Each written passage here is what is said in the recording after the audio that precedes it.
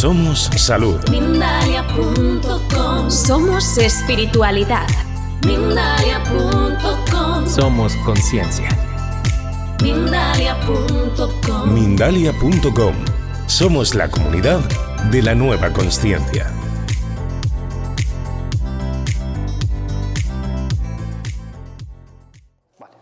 Bueno, la siguiente historia ocurre en el año 2000. Año 2000. Un grupo de periodistas están cursando un máster de periodismo en Bilbao y entonces deciden compartir piso, ¿no? Eran un grupo de amigos, todos periodistas, que comparten piso para realizar ese máster en Bilbao, ¿no? Y uno de esos periodistas que estaba compartiendo piso es un buen amigo mío que se llama Jesús Blanco, ¿no? Un periodista pontevedrés. Y bueno, una noche le sucede lo siguiente a este grupo de periodistas que, como digo, estaban compartiendo piso y en ese momento se encontraban en el piso. Terminamos el máster, lo terminamos además bastante bien. Estábamos ya despidiéndonos de las dueñas del piso que se habían portado muy bien con nosotros. Perdón. No, me he equivocado. Espera. A ver. Nosotros, no, una madre y su hija. Y no, a ver.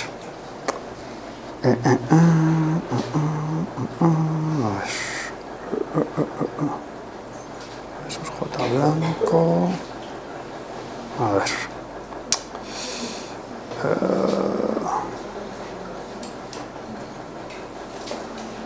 A ver. Y en un momento determinado pues escuchamos 3 golpes en la puerta, así como bastante fuertes, ¿no? Y bueno, era la puerta de la calle, era lo que nos había sonado a todos. Pues alguien está llamando, pues bueno, vamos a abrir y tal. Y bueno, el caso es que fuimos a abrir la puerta así un poquito temerosos y tal, pero bueno, vimos que no había nadie. El ascensor estaba justo en el sitio donde lo habíamos dejado al subir. La escalera era estrecha y tanto arriba como hacia abajo no se veía nadie. Y bueno, nos quedamos así un poco extrañados, lo comentamos. Bueno, el caso es que al final reanudamos nuestro debate, seguimos pues dando nuestras opiniones sobre el tema, pero no llevábamos mucho tiempo cuando de pronto 3 golpes, otra vez, 3 golpes en la puerta, ¿no? Y bueno, ahí pues nos preocupamos ya un poco, digo, a ver qué pasa aquí. Bien, volvimos a ir hasta la puerta de entrada porque era donde sonaban, no sonaban ni en el techo, ni en la ventana, ni en la mesa, ni nada, sonaban en la puerta de entrada. Volvimos a abrir la puerta, volvimos a mirar, uno de nosotros ya bajó las escaleras hacia abajo a ver si hay alguien gastando una broma o algo. Subimos las escaleras por la parte de arriba también, nada. O sea, no había absolutamente nadie, no parecía que se hubiera movido el ascensor, no había ningún movimiento. Bueno, pues fue así un poco extraño, volvió a suceder 2 o 3 veces más. Y al final, bueno, decidimos incluso ya parar el debate nuestro, pues si fuera esa la causa, dejamos ahí el debate, nos fuimos a tomar algo. A la mañana siguiente, cuando nos levantamos, nos chocó que había una esquela de defunción en la puerta de entrada del edificio. Ay, mira, pues no sé qué tal, lo comentamos, pero bueno, tampoco le dimos así mayor importancia. Bueno, ellos estaban discutiendo sobre política, ¿no? en el piso, ¿no? Y de pronto pues empezaban a sonar esos 3 golpes en la puerta de forma repetitiva, abrían la puerta y allí no había nadie. Eso sucedió un montón de veces y a la mañana siguiente, cuando salen de la casa, se encuentran una esquela en el portal, ¿no? Esa esquela en el portal era una esquela de defunción, obviamente, que indicaba que la noche anterior había muerto un vecino de ese bloque, de ese edificio. Bueno, esto les llamó la atención, pero bueno, tampoco le echaron más cuenta, ¿no? Y siguieron con su vida hasta que pasó algún tiempo, pasaron algunas semanas, y en la segunda ocasión en la que ocurrió algo parecido, yo me encontraba solo en el piso. Estaba además cocinando y oí 3 golpes, pero es que los 3 golpes los oí. A ver, os voy a poner un poco el escenario. La cocina era pequeña, había un pequeño patio, que lo que tenía era un balconcito muy pequeño, un balconcito donde apenas cabía una persona y que no tenía tampoco escaleras ni hacia abajo ni hacia arriba. La puerta de ese balconcito que da a la cocina pues estaba cerrada y oigo en la puerta 3 golpes, en esa puerta, localizados en esa puerta. Pero ostras, qué raro y tal, ¿no? Digo, bueno, igual algún compañero compañero cerró, alguna de mis compañeros del piso se quedó, pero es que voy a mirar y ahí no había nadie, y además es que no cabía más que una persona, ¿no? Ahí me asusté, ahí además estaba yo solo, digo, coño, ¿esto qué es, no? Claro, me vuelve a suceder también 2 o 3 veces más, ¿no? Y yo mirando, pero extrañadísimo, comprobando, mirando todo, pero ¿esto qué es? ¿De dónde salen estos golpes? Y yo pensé, digo, bueno, mis compañeros de piso seguramente pues me están gastando algún tipo de broma, ¿no? Y bueno, ¿qué es lo que pasa? Que cuando justo estaba pensando eso, entran mis compañeros de piso, que venían de la calle, o sea, que no estaban dentro del piso, no estaban gastándome nada. Bueno, al día siguiente bajamos otra vez para ir al máster y nos encontramos con que hay otra esquela de defunción en la puerta de entrada del edificio. Y ahí ya sí que establecimos nosotros una conexión. ¿Te acuerdas que cuando la primera vez oímos el golpe había una esquela de defunción? Hombre, pues sí, pues que también es puñetera la casualidad, ¿no? Bueno, puñetera la casualidad, ¿no? Puñetera la casualidad, demasiada casualidad, pero ya sabéis lo que dicen, que no hay 2 sin 3, porque César, uno de los compañeros de piso de Jesús, también vivió una experiencia similar. Bien, cuando yo le conté a César lo que me había ocurrido en la cocina, él dijo, pues mira, no os dije nada, pero a mí también me pasó algo muy parecido a lo que le acaba de ocurrir a Jesús. Yo estaba solo en el salón estudiando y en la ventana exterior del edificio, que además estamos en un 4º, 5º piso y que además es plana la fachada, no se puede trepar por ahí a menos que se sea Spiderman y te puedas pegar a las paredes, pues se le escucha 3 golpes en la ventana. Y bueno, lógicamente mira a la ventana y no ve a nadie y le llama la atención porque los vuelve a escuchar en repetidas ocasiones. Bueno, es decir, que también le sucedió cuando estaba solo a uno de los compañeros de piso, a César. Y en esta ocasión también hubo una defunción. Es decir, que al día siguiente, cuando salen por la mañana, también se encuentran una esquela que indicaba que había fallecido un vecino del edificio, ¿no?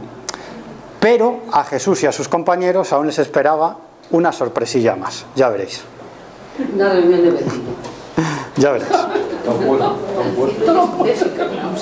Ya veréis. Terminamos el máster, lo terminamos además bastante bien. Estábamos ya despidiéndonos de las dueñas del piso que se habían portado muy bien con nosotros, ¿no? Una madre y su hija. Y le comentamos la anécdota como algo curioso, algo divertido que nos había ocurrido, bueno, divertido entre comillas, porque también nos había en su momento preocupado un poco. Y ella, pues así un poquito como entre risas y tal, dice, bueno, pues no os lo había contado, pero en el piso este, antes de alquilároslo a vosotros, hubo un estudiante que se ahorcó y nos quedamos fríos. Que justo antes de alquilarle el piso a ellos, se lo tenía alquilado a una estudiante que se suicidó ahorcándose. Bueno, luego ya empezaron a atar cabos, ¿no? Vamos con otra historia. Tenemos tiempo, ¿no? Sí, está y media. Vale. Vamos con otra historia. En este caso, el protagonista es Juan Carlos Blanco. No es nuestro protagonista anterior, que es Jesús Blanco, en este caso es Juan Carlos Blanco. Y antes vamos a ponernos en contexto. Dentro de la mitología celta, los pájaros negros tienen que ver tanto con la muerte como con el conocimiento profético.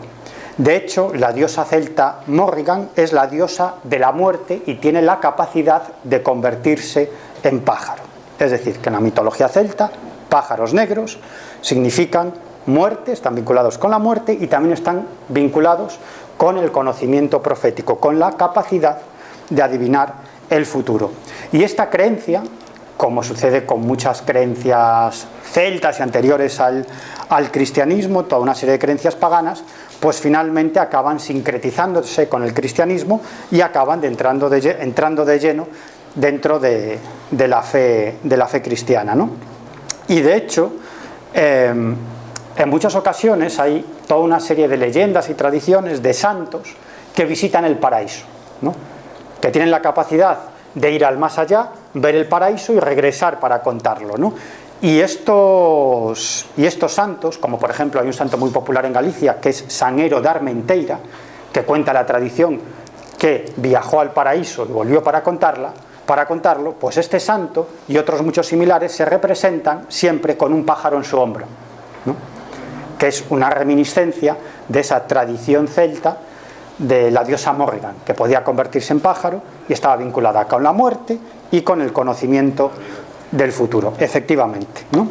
Y de hecho es una tradición que todavía pervive en Galicia, ¿no? Sobre todo en el ámbito rural, en determinadas zonas, se cree que actitudes extrañas de los pájaros significan premonición de muerte de una persona cercana. O cuando los pájaros, digamos, que emiten algún sonido extraño, también puede significar una premonición de muerte. Y no digamos si aparecen pájaros extraños, ¿no? Pájaros que son imposibles de catalogar en la zona, incluso algunos con características muy extrañas. Eso también puede significar la muerte de una persona cercana, ¿no?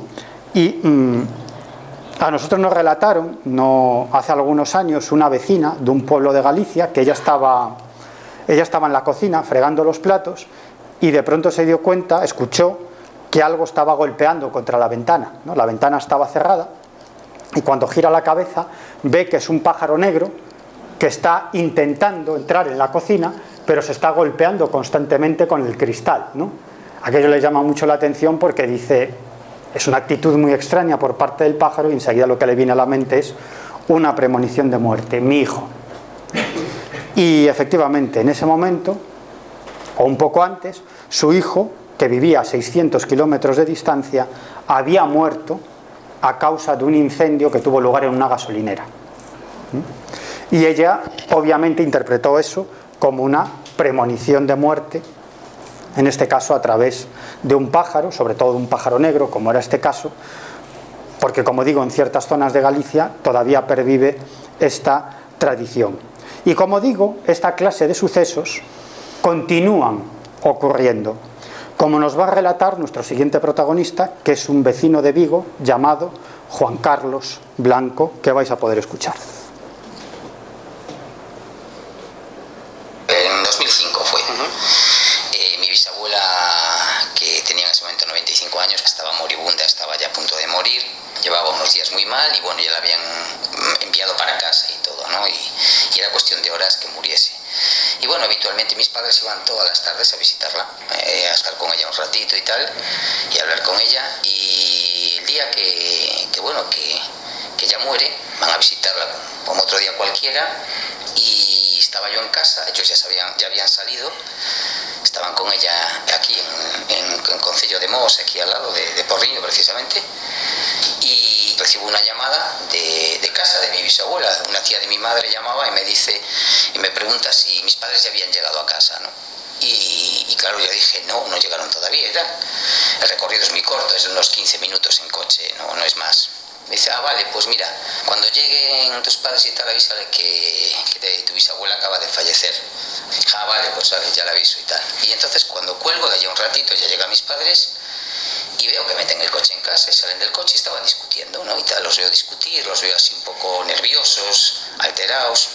Entonces yo bajo para decirles lo que había pasado y les digo, pero ¿qué pasa y tal? Y mi padre me dice, nada, que tuvimos ahí un percance, que casi tenemos un accidente con el coche y tal. Y dije, bueno, a ver si estaréis bien y tal, no pasó nada, no pasó nada y tal, pero bueno, fue algo muy raro, no sé qué tal. Bueno, entonces yo cogí y le dije, bueno, mira, acaba de llamar tu tía, le dije a mi madre y tal, diciendo que la bisabuela había muerto al poco de salir vosotros de allí y tal. Entonces mi padre, cuando escuchó eso, responde mi madre, ¿ves? Ya te decía yo que eso era algo raro, que eso tiene que ver con la bisabuela que había muerto y tal, como bisabuela, vamos. Bueno, lo habéis entendido, ¿no? Es decir, los padres de Juan Carlos fueron a visitar a su bisabuela, ¿no?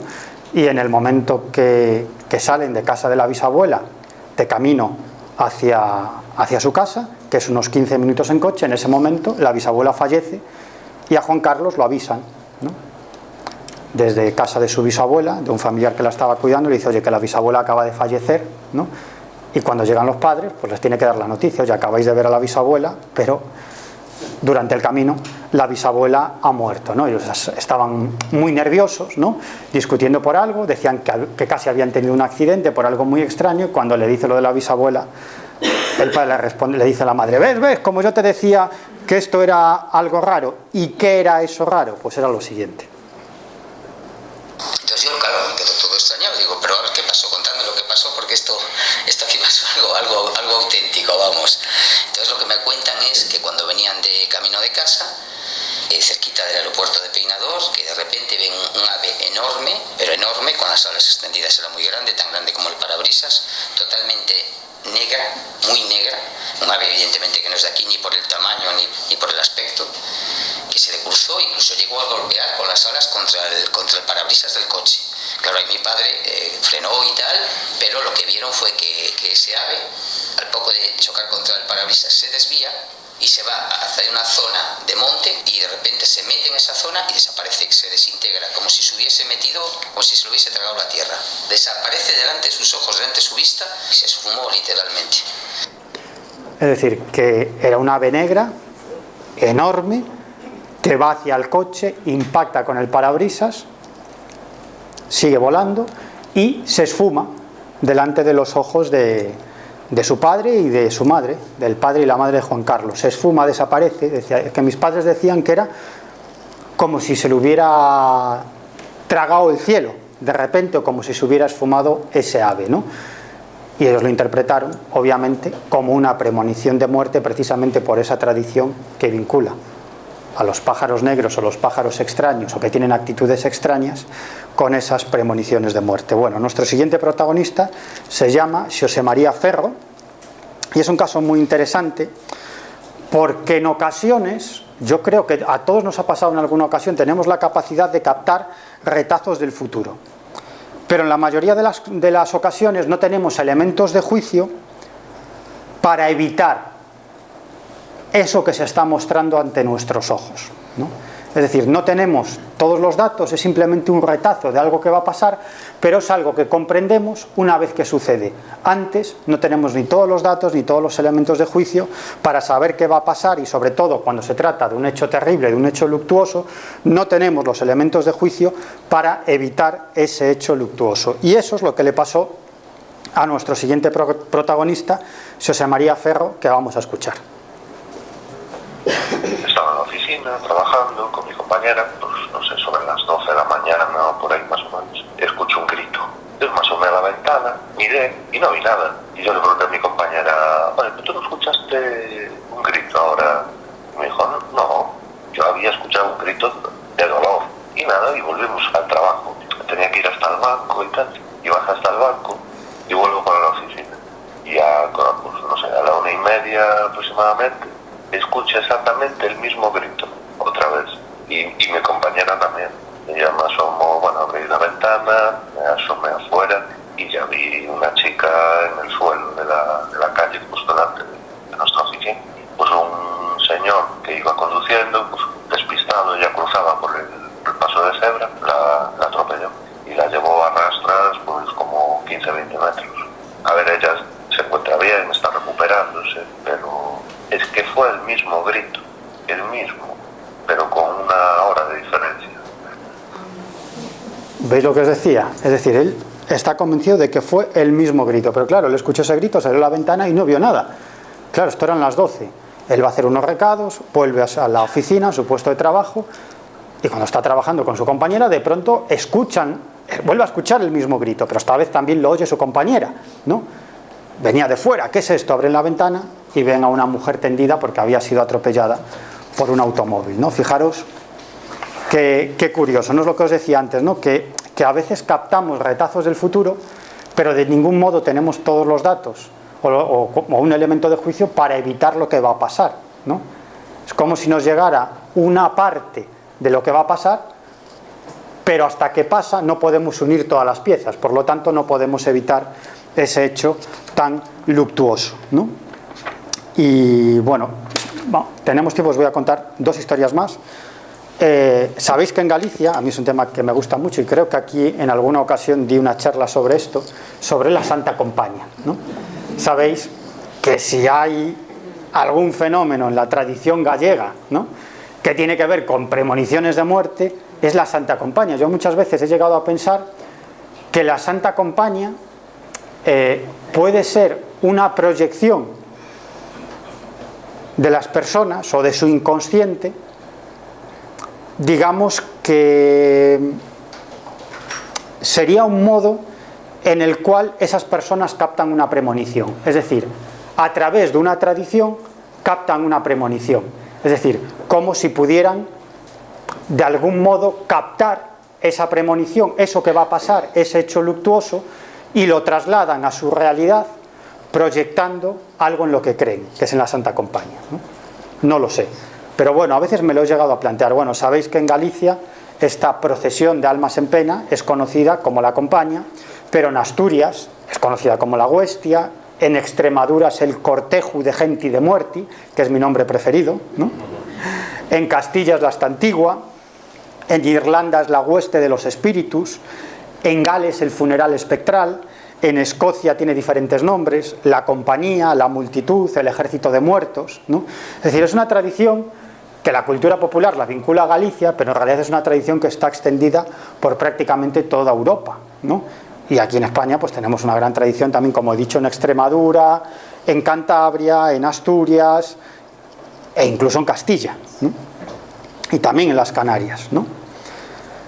Bueno, sabéis cómo es lo de la Santa Compañía, ¿no? Es un cortejo, un grupo de personas que van caminando, a veces en fila de uno, a veces en fila de dos, van ataviados con un capuchón, con una especie de manto o túnica que les tapa gran parte de su cuerpo, y habitualmente van sosteniendo un candil, una vela, un cirio, un velón, algo así, ¿no? ¿Por qué actúan o de qué modo actúan como una premonición de muerte? Bueno, pues en muchas ocasiones esta comitiva espectral, digamos que desaparece justo al lado de una casa, ¿no? Eso quiere decir que próximamente alguno de esos habitantes de la casa va a fallecer. En otras ocasiones, digamos que esa premonición de muerte es un tanto diferente, ¿no? Los testigos que ven a este cortejo fúnebre, en ocasiones ven a una persona que conocen, o bien abriendo esta procesión de almas en pena, o bien cerrándola, es decir, o bien delante o bien detrás, ¿no? A veces también por el medio, pero normalmente es delante o detrás. Es una persona que está viva, ¿no? Eso quiere decir que esa persona que está viva no va a tardar en fallecer, ¿no? Y en muchas ocasiones este cortejo fúnebre avanza, en muchos de los casos que yo he podido recopilar, avanza no caminando sino levitando sobre el suelo, ¿no? Que es una de las características más anómalas de esto de la Santa Compañía. Pero es que a veces la compañía no se ve, sino que se escucha, se toca o se huele, ¿no? Y a veces todo a la vez, se ve, se toca, se escucha y se huele. Pero a veces solamente se huele y se toca, a veces solamente se ve y se escucha, a veces solo se escucha, ¿no? Es un fenómeno muy curioso. Bueno, pues hace algún tiempo, justo en la puerta de la ermita de San Cibrán de Tomeza, en Pontevedra, que es una ermita muy curiosa porque todavía hoy en día se practican una serie de ceremonias mágicas para apartar el mal del ojo, el mal de ojo, ¿no? Es muy curioso, ¿no? Y sobre todo en la fiesta de San Cibrán se lleva a cabo ese rito para alejar el mal de ojo, que tiene que ver con dar unas vueltas alrededor de la ermita en sentido contrario a las agujas de reloj y tirar unas piedras, ¿no?, al tejado de la ermita. Es muy curioso, ¿no? Bueno, pues allí una vecina del lugar, Mari Carmen Ligero, me contaba una experiencia con la Santa Compañía. Vamos a escucharla. Mi hija era pequeña, que tenía 3 añitos, estaba en el colegio, en Parvulitos, y yo iba derecha a lo que es el colegio. Conforme iba para el colegio hay un ramal que va para el monte de San Cibrán, que da a mi derecha. Al llegar a la altura esa del ramal ese, según iba caminando, me vino un olor como así como de acera, y no sé por qué ni por qué no, pero algo me hizo frenar. No sé si fue por el olor, pero al mismo tiempo que lo olí, frené. Pues fue como que me hizo algo parar. Me giré y esperé así arrimada con la espalda hacia la pared del muro que había allí de una casa. y me quedé parada como cuando uno está en una iglesia viendo cómo pasa la procesión de una misa, ¿no? Cuando sale la procesión de la misa, que pasa la gente y tú te pones a mirar a ver cómo pasa. Pues lo mismo, yo me puse así por atrás, por un lado, y yo notaba cómo pasaba alguien por delante mía, porque notaba no solamente el olor, sino que notaba algo que pasaba por delante mía, la presencia de alguien que pasaba. Vamos, olía el olor de una vela, después pasaba como si hubiera un espacio entre una persona y otra, volvía a pasar otra con el olor también más fuerte, como si me lo pasara por delante mismo de la cara, ¿no? En ese momento. Y estuve así un poco tiempo, no mucho, pero eso, estuve hasta que se desapareció. Yo pensé, lo relacioné con la muerte de una tía de mi madre, que estaba muy malita en ese momento, y dije, bueno, pues se va a morir la tía. Y no le di más importancia. Bueno, ella lo relacionó con una tía, con una familiar que estaba muy mala y que lo interpretó como una premonición de muerte de esa familiar. Pero en realidad no era un aviso de muerte de su tía, que estaba tan enferma, sino de otra persona. Ya veréis qué giro tan interesante. Cuando la sorpresa fue que de allí a 2 días estábamos una viña, atando la viña, y la primera casa que había subiendo por esa pista para arriba que sube al monte, había como un revuelo de gente, y nosotros pensamos que le pasara algo al chico más joven, a uno que estaba casado con una chica de ahí de esa casa, que estaba al mar, y no fuera la señora mayor, que fuera el médico a la mañana a hacer una revisión al hospital de Montecelo. Y cuando vino le dijo a la hija, mira, enciendes la cocina, porque era en el mes de febrero, prepara la cocina, enciende la cocina ahí, me voy a acostar un poco, y después cuando me levante ya meriendo y para que tener la cocina caliente. La hija fue a llamar a la madre y estaba muerta en cama. Y entonces ya relacioné lo que me pasara, el suceso que me pasó, con esa señora, porque justo era hacia donde se dirigía lo que pasaba por delante mía. Y yo pues iban a casa de esa señora. Es decir, que la casa de esta señora estaba muy cerca de la zona por la que desapareció esa Santa Compaña, y por lo tanto, digamos que ya vinculó los dos fenómenos. Ella vinculó su experiencia con el paso de la Santa Compaña, eso en primer lugar, y en segundo lugar, pues luego ya vinculó esa Santa Compaña, la zona por la que desaparece, con esa casa donde pocos días después pues fallece una persona. Pero nuestra informante, Mari Carmen Ligero, también fue protagonista de otra premonición de muerte igualmente relacionada con ese olor tan característico a incienso o a vela encendida. La escuchamos. Yo era de aquella, estaba trabajando de cortadora industrial y estaba en una fábrica cortando los tejidos, bueno, las prendas, vamos, y había muchos tejidos, yo empecé a oler lo que eran los tejidos por si era algún tejido que olía así de esa manera, pero no encontré ninguno. Entonces le dije a mis compañeros, ¿a vosotros os huele aquí incienso y tal? Y me dijeron, no, a mí no me huele, el otro tampoco. Entonces digo yo, bueno, pues si no le huele a nadie, me huele a mí sola, es que algo va a pasar. Y de hecho se lo comenté a mis compañeros, porque yo como me pasaban cosas, lo comenté y se rieron de mí. Y digo yo, ya veréis cómo va a morir alguien. Vamos a dejar pasar un par de días o 3 y ya veréis cómo va a pasar algo. Y efectivamente, a la misma dirección de donde yo trabajaba, pero era en línea recta, donde estaba yo. Y se murió una chica de 32 años que estaba comiendo una manzana sentada en la mesa de la cocina, y se atragantó con la manzana y se quedó allí muerta en la mesa de la cocina. Bueno, y ya os voy a poner el último caso, que es muy interesante, muy interesante. Bueno, la protagonista de esta historia falleció ya hace algunos años. El caso que os voy a contar ocurrió en los años 50, como digo, es una persona que falleció ya hace algunos años, una persona muy mayor, pero un gran investigador, Carlos Fernández, y un buen amigo consiguió su testimonio, y es un testimonio de aparición de Santa Compaña de libro. Ya veréis qué interesante. Se llama Fita. Vale. Y le digo, mira, Johnny, por favor, digo, mírame esto, digo, he tenido este sueño, no sé si es real o no, porque es la primera vez que interactúo en un sueño. Pues Fita no quiere salir. Ya mismo, yo ya dudo, porque es que no sé. Fita no quiere salir. Que lo voy a mirar y si en un rato te llamo.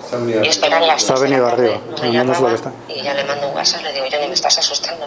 y en esto que me llama al momento. Sí, perdona. Oímos ruidos de pasos, de gente que venía, era bastante gente. Mi madre se asustó, pero yo, como era pequeña, pues no me dio miedo ninguno. Al ir acompañada con una persona mayor, siempre sabes que vas como protegido. Y entonces mi madre se paró, entró miedo. Y yo le digo, vamos, mamá, ¿qué tienes? Dice, calla. Y entonces esas personas que cada vez venían andando más, venían todas de negro, pero no se le veía la cara. A esas personas venían andando, solo se veían los pasos y venían andando, que era gente, ¿eh? Atrás de esas personas venía una señora, que era de aquí de cerca, que yo la conocía. Y mi madre también, pero mi madre no logró verla. Ella solo se asustó y decía que no había nada. Dice, pero usted no ve a ese señor, no la conoce, mamá. Y decía mi madre, no, calla. Mi madre estaba asustada, pero muchísimo. Pasó, aquella señora pasó, pasaba delante de las otras personas que iban. Ella pasó detrás, pasó aquello, le dio un rato. Nosotros, con el miedo que mi madre cogió, dimos vuelta para casa. En aquel momento nos fuimos. Después pasó, vinimos para casa, no sé si fuimos después a junta de servicio o si no, me parece que fuimos después más tarde, pero no pasó aquello. Yo le dije, mira que eres esa persona. Y mi madre, ¿cómo iba a ser? Y yo, pues sí, que yo la conocí por la forma de andar, por la ropa que llevaba vestida. Era una señora viuda, estaba de luto. Y a los 3 días, esa señora murió de una chispa. Esa señora murió de una chispa. Lo que le pasó es que estaba trabajando en el huerto, le cayó un rayo y murió. Joder con la chispa. Sí, y esto sucedió pues un par de días después, ¿no? Por eso digo que es un caso de Santa Compaña de libro, ¿no? Porque en este caso veían esa procesión de almas en pena, ella estaba más o menos alejada del pueblo, por el monte, iba caminando con su madre, ella era pequeña, en los años 50, era una niña, y ven a esa procesión de almas en pena, y detrás una mujer que ella reconoce como una vecina del pueblo, ¿no? Claro, la madre por eso le decía, no puede ser, si está viva, ¿no? Y decía, sí, yo vi a esa señora, iba ahí detrás, y 2 días después, pues esa señora estaba trabajando en su huerto, le cayó un rayo, la chispa, y la mató. Y hasta aquí.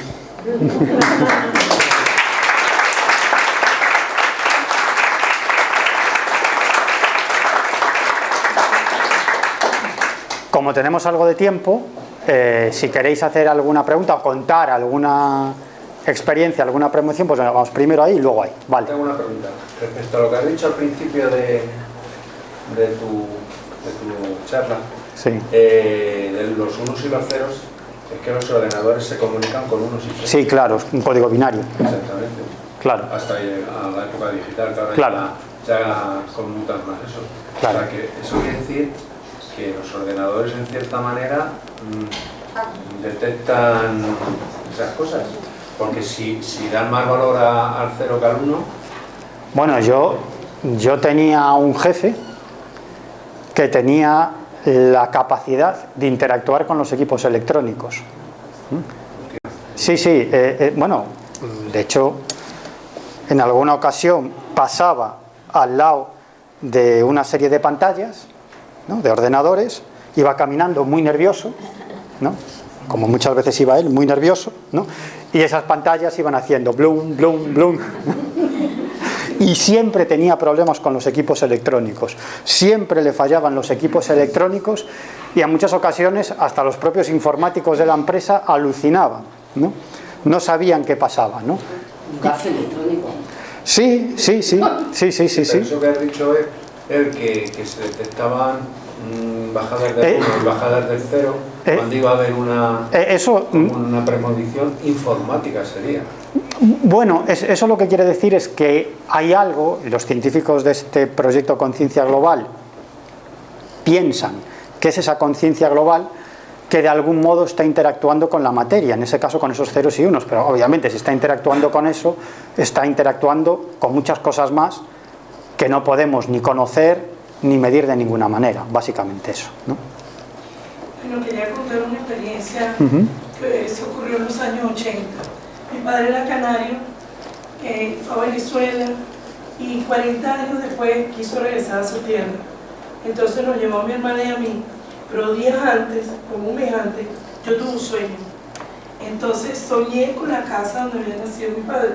Yo no podía conocerlo, por supuesto. Y cuando me desperté fue tan real el sueño que se lo comenté a él. Y él me dijo, yo no tengo manera tampoco de saber lo que tú me dices. Lo cierto es que en septiembre de ese año vinimos a Tenerife y cuando llegamos a la casa había sido remodelada y ciertamente estaban esas áreas que yo había visto en el sueño. De hecho, él tuvo 2 días que no quería dormir solo, quería dormir con nosotros y nosotros corriendo. No, aquí no. Entonces, sí, esas cosas pasan. Sí. ¿Cómo conecté con eso? Bueno, diría yo que es mi línea ancestral, no sé, de información. Claro, es que lo interesante de este tipo de experiencias es que, aunque es cierto que hay personas que tienen esta capacidad muy desarrollada, es algo común y todos lo hemos vivido en alguna medida. Yo también he tenido algún pequeño caso de premonición, ¿no?, que he vivido por mí mismo, y que yo soy una persona, digamos que nada sensitiva, ¿no? Absolutamente nada, y los que me conocen lo saben, ¿no? Pero yo creo que esto de las premoniciones es algo absolutamente habitual, que estoy seguro que todos vosotros en algún momento habéis vivido una experiencia de este tipo. Pasa con cierta regularidad. Claro. Hay circunstancias en las que quizás lo utilizo para dar un mensaje. Claro. Pero me ha pasado de jovencita, he tenido esa experiencia. Gracias. Nada, ¿alguien más? Sí, por ahí.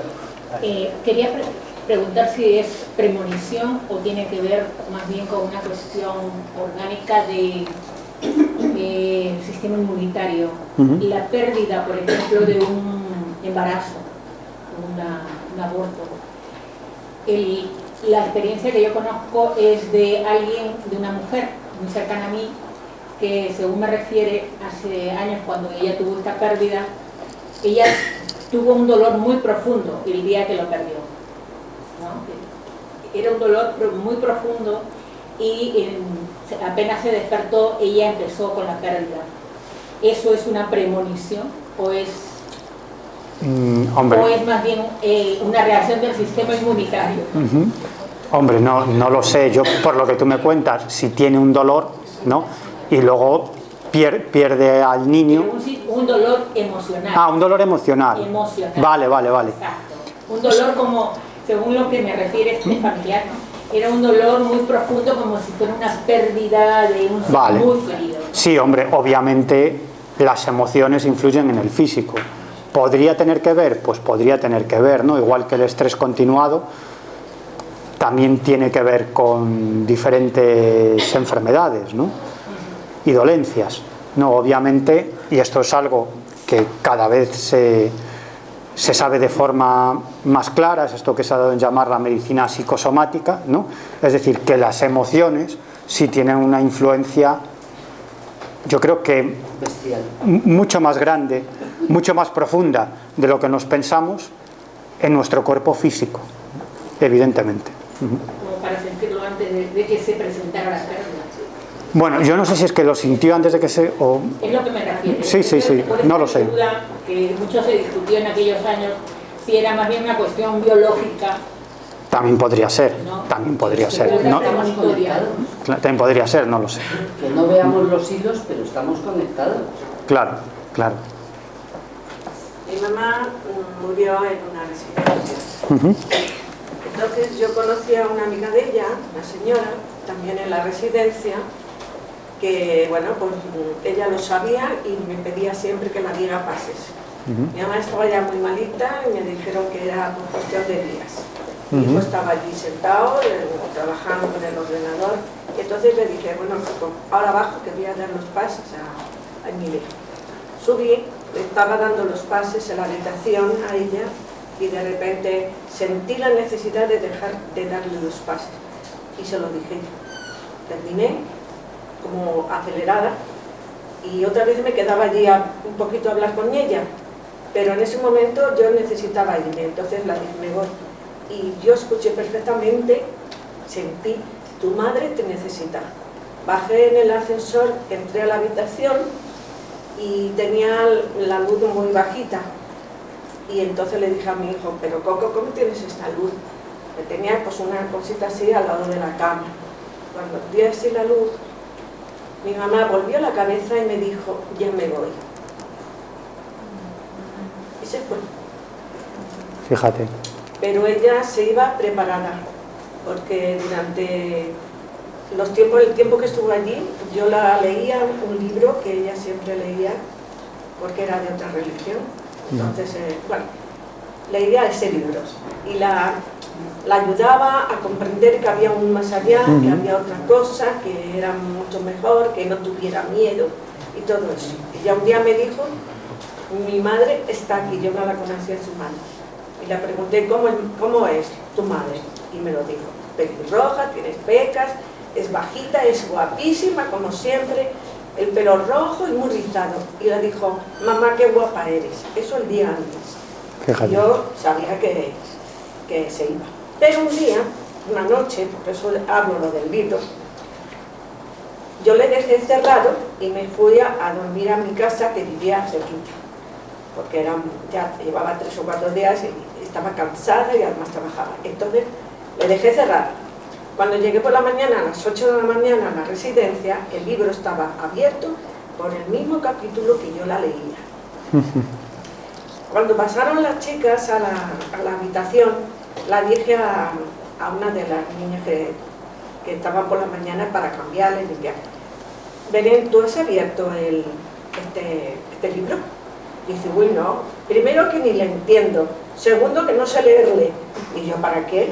¿Tú te crees que yo tengo tiempo de leer a tu madre? Digo, bueno, pues qué cosa, ¿no? Pero estaba abierto por el mismo. Que era por donde... ¿Eh? ¿Te desdoblaste? No, yo no me desdoblé. No, yo no, porque no me has entendido. Yo no estaba en mi casa dormida.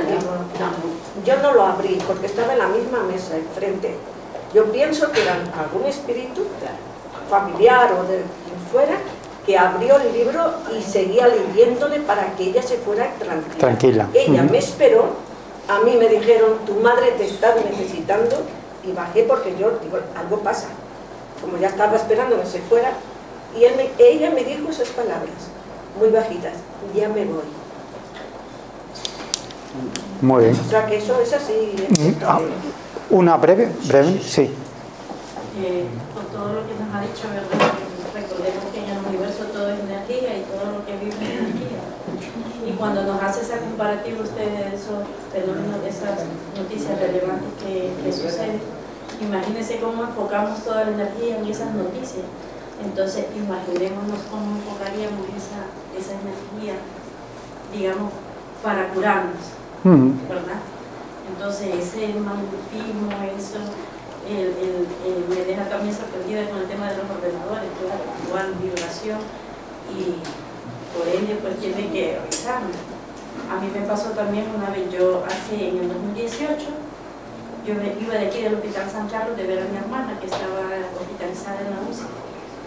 Y llegando a Pozuelo, yo había pasado ya por Aravaca y había un accidente. Había pasado 2 accidentes. Y llegando a Pozuelo, otro accidente. Habían las intermitentes de la policía y la ambulancia. Lo curioso es que solo yo me levanté porque me dio una corazonada horrible. Entonces yo me puse de pie y digo, ay no, digo, otro accidente. 3 accidentes, pero a la vez se me viene mi hija, digo, no he llegado a la casa. Y llego a la casa y me dice el otro compañero de piso, Claudia, ¿has cenado? No, no he cenado. Pues cene, me dice. ¿Por qué? Le digo yo así. Y yo estaba bien nerviosa con aquella incertidumbre. Y Sandy, le digo, ¿ha llegado? No, no ha llegado. Y él no tardó y me dice, bueno, comas esto, me dice, y luego hablamos. ¿Pero qué me tiene que decir? Le digo, dígame ya. Bueno, me dice, le voy a decir, tiene que ir a Puerta de Hierro, su hija está hospitalizada, me dice, la atropelló un coche. Ostras. Y yo lo sentí porque yo me puse de pie en el autobús y todo el mundo me miró, pues yo miré y le digo, otro accidente, ya son 3. Y era mi hija. Claro, eso es muy habitual, sobre todo entre madres e hijos, ¿no? Más que entre padres e hijos. Madres e hijos, eso es muy habitual, que cuando a un hijo le está pasando algo, sufre un accidente o de pronto las madres lo sienten, eso súper habitual, sí. Ya, ¿no? Vale, pues hasta aquí. Somos salud. Mindalia.com. Somos espiritualidad. Mindalia.com Somos conciencia. Mindalia.com. Mindalia.com. Somos la comunidad de la nueva consciencia.